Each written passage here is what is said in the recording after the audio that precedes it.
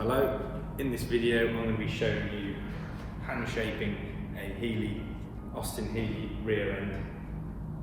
The processes involved. This isn't a tutorial, this is a how stuff works-esque kind of video. I'll give you little pointers that will reference to our tutorials as we go along if you want to go into further depth on your learning and understanding of the processes involved. So to start with, if you're working on a pattern, which we're lucky enough to have, this isn't always the case, the first thing you usually do is you find out where your weld lines are going to go, your individual shaped pieces. Now this is a process that people might not be aware of if they're not already in this industry. You know, it doesn't just come out as one piece like a pressing. Quite a lot of work goes into it before it becomes one piece. So you allocate your sections where you're going to weld. This is again shape dependent on where the best place is. There's a best place to usually put it for strength, for time. There's a few other factors that again we go into a lot more detail on our tutorials. So where I'm going to start on this is probably with this panel. It's probably the easiest. There's quite a lot of shape in there, so it'll be straight into the wheel, maybe even the power rabbit.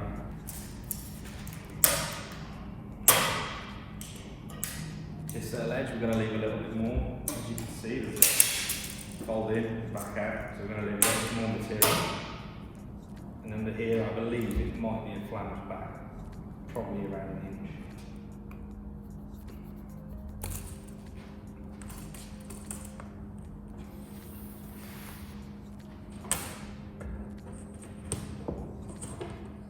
So now we have our bit of material cut out, ready to begin shaping. So the first thing we're going to do is work out where we actually want to put the shape. So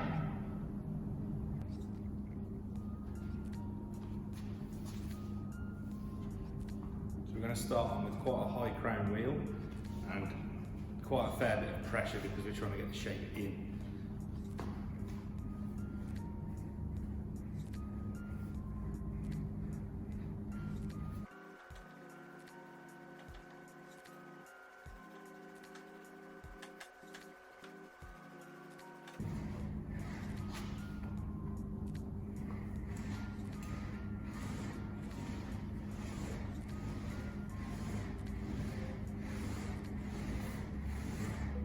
Checking our pattern, how we're looking, clearly needs a lot more shape, a lot more shape.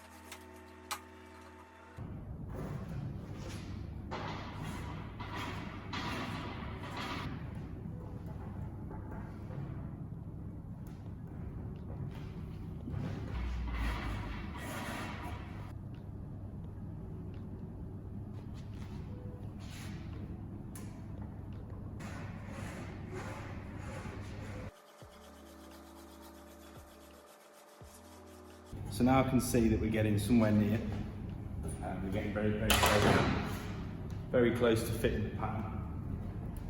So what I'm going to do is I'm now going to go down the anvil, the radius I'm going to go down the radius sort of slightly flatter wheel.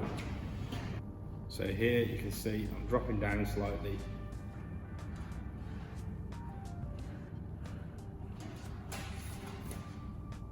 Okay, so that's been brought up now a little bit more.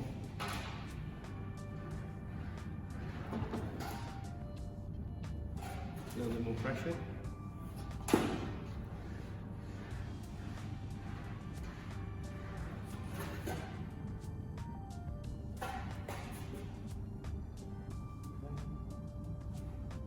So now probably start running the shape back in evenly.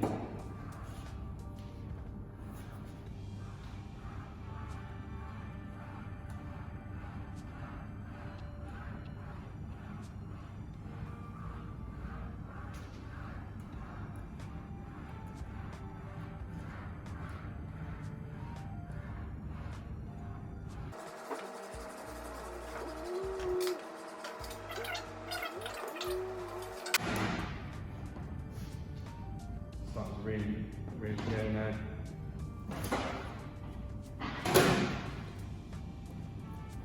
There you go, it's almost sticking onto it now. In fact, probably got a little bit too much shape in this edge here. We're going to take some out. To be honest, this gets tricky when you're doing big panels, because obviously you've got to hold that panel without dinking into the top wheel.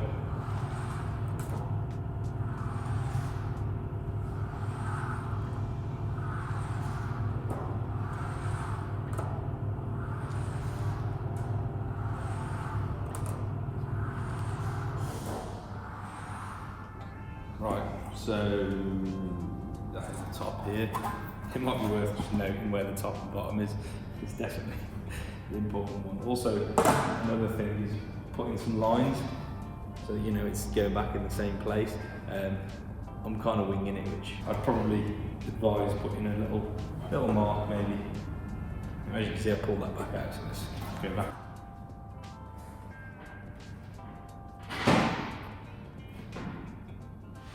Yeah, so you can see how it's lifted up at the edges here. Fit the finger in there. If I didn't have a shrinking machine or a power, I'd probably just put more shape back in, go through the process again. That is a possibility, you can do that. But obviously then you've got to go back through the planching process. But again, for speed and efficiency, what I'll probably do is use the thumbnail, because I can see it's touching dead on the pattern. At this stage, it's probably quicker to just tuck that in if you've got a shrinker machine or something. You've got a planish here anyway, it's where the weld's going. So it's probably worth just getting a shrinking machine, tuck that in. This particular bit of kit, you don't need to use it for this. You could just use a normal pail shrinker, tuck shrink. So there's a tutorial on this exact machine. You don't have to use it. It's slightly raised. You don't really sort of knew that was going to be the case anyway. So while we're at this stage, before we're finally planished, it's a good idea to just turn the plug on.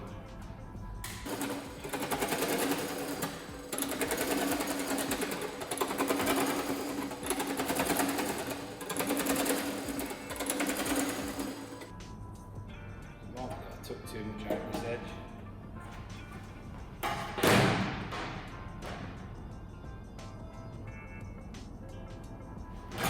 Simple fix.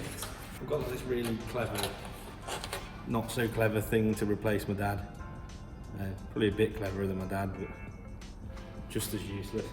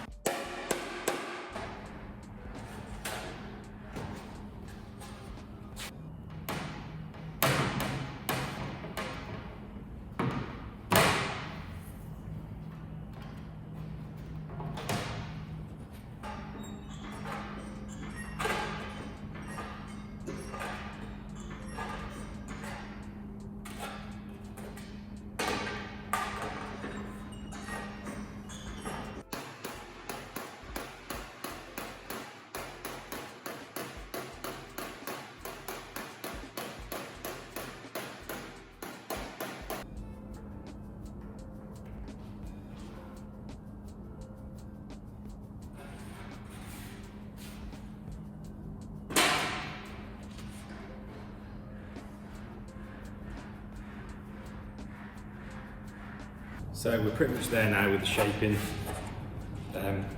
Noticed in the pattern there's a little bit of a lump here which is causing some confusion. To be honest, in that scenario, which is quite often, I'd probably just trust your instincts, trust the light.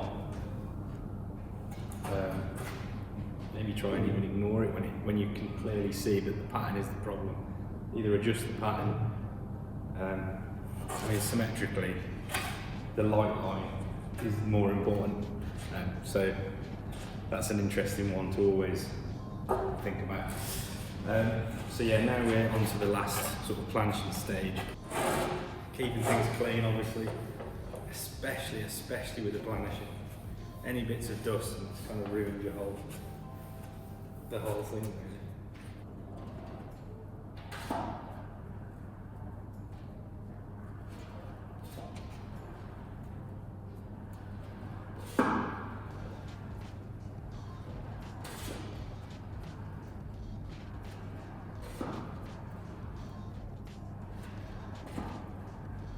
Taking it very steady. You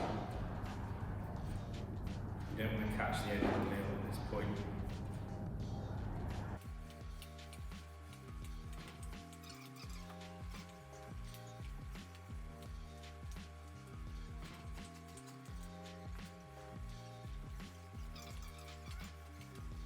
A lot of these patterns are moulded off an original, which very rarely, especially with the older stuff, very rarely it's symmetrical, I suppose is the word. So bear that in mind whenever you're taking a pattern off an old existing car. Just give it a check. You might want to address that before your pattern turn into a pattern. You know, up to you really.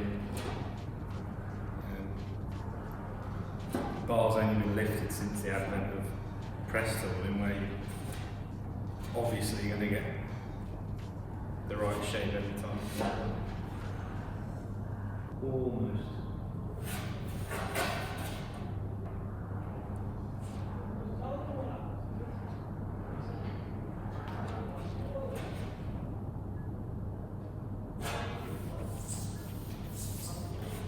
Can't even feel it.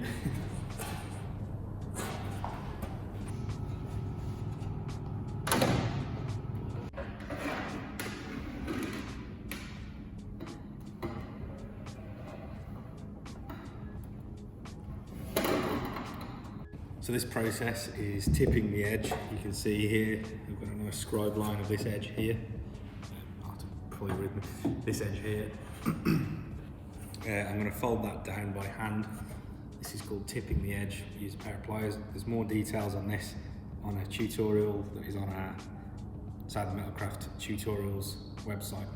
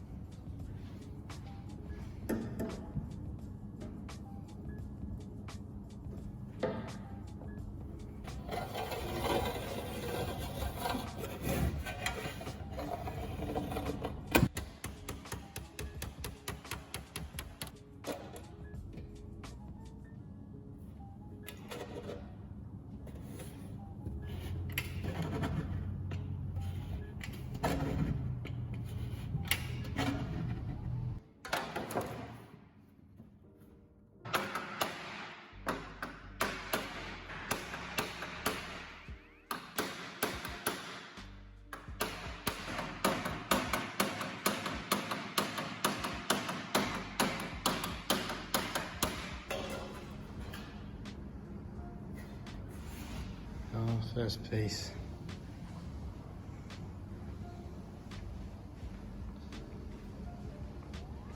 So if there's any of the processes that you'd like to either get to know, or you want to get to know a bit better, or you want to learn straight from scratch, we're offering online tutorials.